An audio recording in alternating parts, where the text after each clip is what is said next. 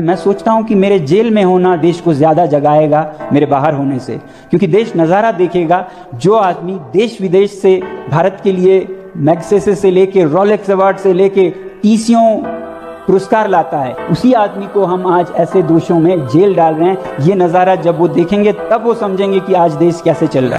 नहीं मतलब कैसे पता चलेगा वो गद्दार है या नहीं, अपना फुनसुक वांगड़ू वफादार है या नहीं। ये भड़वी मीडिया ने अगर बोल दिया गद्दार है वो, तो समझो देशभक्त है बंदा, वफादार है वो। भाई तुम लिख के ले लो, भगत सिंह अगर जिंदा होता आज, ये साले अंधभक्त उसकी भी वफादारी पे लगाते दाग। और सब बॉयकॉट करो मीडिया का, अरे जागरी जनता जाग। दोस्तों नमस्कार। क्या आपने कभी सोचा है कि जो इंसान बच्चों को पढ़ाई का नया रास्ता दिखाए, जो हिमालय की बर्फ से पानी बचाने की तकनीक बनाए, जो देश के सैनिकों को सर्दी से बचाने के लिए ऐसे टेंट बनाए कि -50 डिग्री तापमान में भी वे सुरक्षित रहे, उसे सरकार राष्ट्रीय सुरक्षा के लिए खतरा बताकर जेल भेज दे, तो क्या ऐसा व्यक्ति वाकई देश की सुरक्षा के लिए खतरा हो सकता है, या फिर असल में वो उस सिस्टम के लिए खतरा है जो सच और बदलाव से डरता है। हिमालय की ऊंचाइयों से उठती वह आवाज जो सिर्फ लद्दाख की नहीं बल्कि पूरे भारत की आत्मा को झकझोर रही है, यह आवाज है इंसान और प्रकृति के संतुलन की, यह आवाज है शिक्षा सुधार और पर्यावरण की। इस आवाज का नाम है सोनम वांगचुक, एक इंजीनियर, शिक्षा सुधारक, इनोवेटर और पर्यावरण योद्धा। वही शख्स जिनसे प्रेरणा लेकर फिल्म 3 इडियट्स का मशहूर किरदार रेंचो लिखा गया था। सोनम वांगचुक ने अपने जीवन से यह साबित किया कि सपने देखने वाले नौजवान भी धरती बदल सकते हैं। उन्होंने लद्दाख में आई स्तूपा जैसी अनोखी तकनीक बनाई, बच्चों के लिए सोलर स्कूल बनाए और शिक्षा को किताबों से निकालकर जिंदगी से जोड़ा। उन्होंने भारत के सैनिकों के लिए भी काम किया, -50 डिग्री तापमान तक काम करने वाला सोलर हीटेड टेंट बनाया, ताकि हमारे जवान सर्दी में ठिठुरे नहीं। उनके काम को न केवल भारत बल्कि पूरी दुनिया ने सराहा। उन्हें लगभग 30 राष्ट्रीय और अंतर्राष्ट्रीय पुरस्कारों से सम्मानित किया गया। इनमें 2018 का रेमन मैग्सेसे अवार्ड, जिसे एशिया का नोबेल कहा जाता है, और रोलेक्स अवार्ड फॉर एंटरप्राइजेज जैसे प्रतिष्ठित सम्मान भी शामिल हैं। सोनम वांगचुक भूख हड़ताल पर बैठे थे। उनकी मांगे सीधी और साफ थी, लद्दाख को 6 शेड्यूल में शामिल करो ताकि उनकी जमीन, पानी और पर्यावरण सुरक्षित रहे। राज्य का दर्जा दो ताकि लोग अपने संसाधनों पर खुद का हक रख सके, जो बीजेपी ने 2019 के लोकसभा चुनाव में वादा भी किया था, और स्थानीय संस्कृति व रोजगार की रक्षा सुनिश्चित करे। इसी बीच लद्दाख में 24 सितंबर 2025 को एक दुर्भाग्यपूर्ण घटना हुई। बीजेपी ऑफिस को आग लगा दी गई, जिसमें 4 लोग मारे गए और 70 से ज्यादा लोग घायल हुए।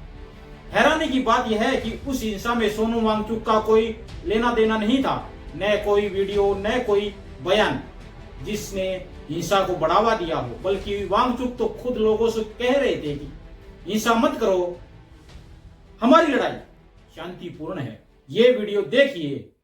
मैं अपील करता हूं लद्दाख के युवा पीढ़ी से कि वो जो भी हो इस रास्ते पर न चलें, हिंसा के रास्ते पर। ये मेरे 5 साल के कोशिशों को नाकाम कर देता है। अगर हम इतने सालों से अनशन कर रहे हैं, शांति से पदयात्रा कर रहे हैं, और फिर अंत में अगर हिंसा कर बैठे, तो ये हमारा रास्ता नहीं है। इसलिए मैं फिर युवा पीढ़ी से हाथ जोड़कर विनती करता हूँ कि हम शांति के ही रास्ते से सरकार को कहें। यानी जिसने आग बुझाने की अपील की, उसी को आगजनी का दोषी बना दिया गया, और इस आवाज को दबाने के लिए सरकार ने NSA, नेशनल सिक्योरिटी एक्ट के तहत उनको गिरफ्तार कर 26 सितंबर 2025 को जोधपुर जेल भेज दिया।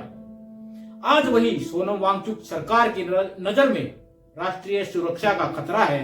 जिस व्यक्ति को बीजेपी राष्ट्रीय सुरक्षा के लिए खतरा बता रही है, उसी सोनम वांगचुक का मोदी के जन्मदिन पर बनाया गया यह वीडियो आपको जरूर देखना चाहिए और समझना चाहिए कि सोनम वांगचुक राष्ट्र की सुरक्षा के लिए कितना बड़ा खतरा थे।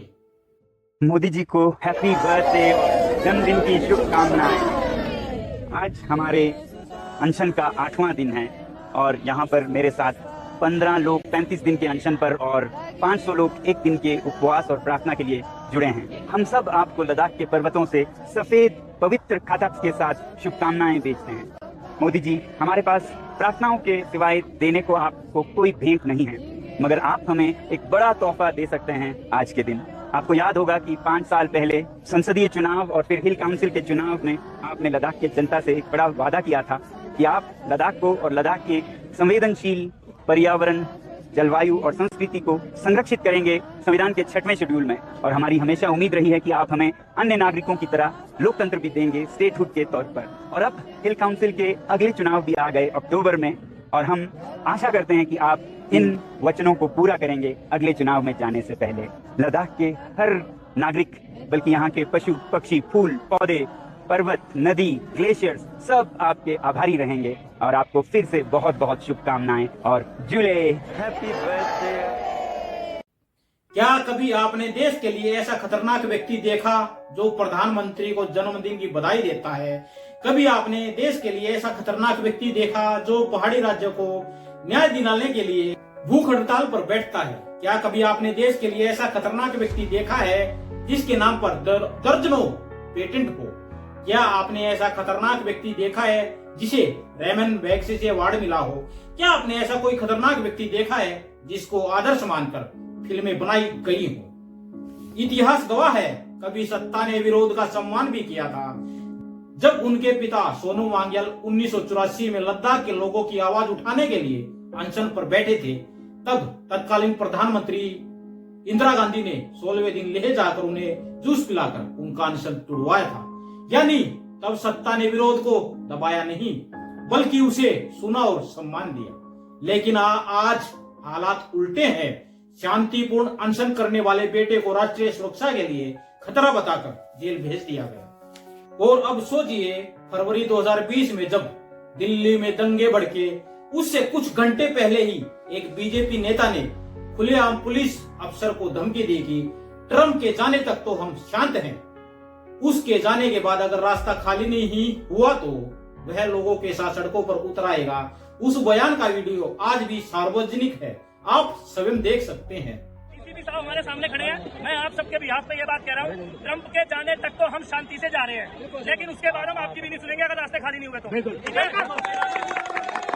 रास्ता खाली करवा रहे हैं। ट्रंप के जाने तक आप जाफराबाद और चांदबाग खाली करवा दीजिए, ऐसी आपसे विनती कर रहे हैं। उसके बाद हमें रोड पे आना पड़ेगा। इस बयान के बाद जल्द ही राजधानी में दंगे और हिंसा की घटनाएं सामने आई। क्या इस बयान को राष्ट्रीय सुरक्षा के लिए खतरा नहीं माना गया? क्या उस पर एनएसए लगाया गया? नहीं, क्योंकि वह सत्ता पक्ष बीजेपी का नेता था।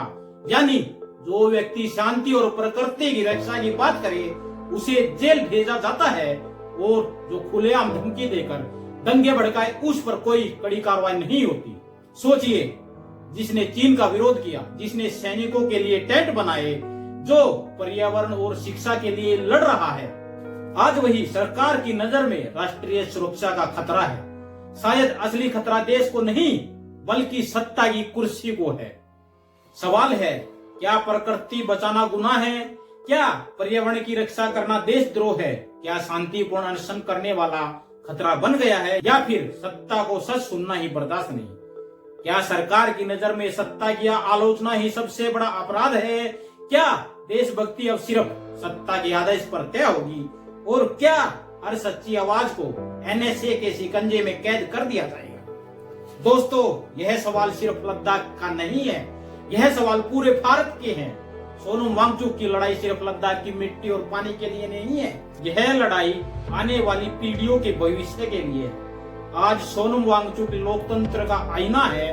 पिता ने इंसाफ के लिए भूख सही, बेटा आने वाली पीढ़ियों के लिए भूख सह रहा है। और फर्क सिर्फ इतना है, तब सरकार ने आंदोलन को सम्मान दिया, आज सरकार उससे डर रही है।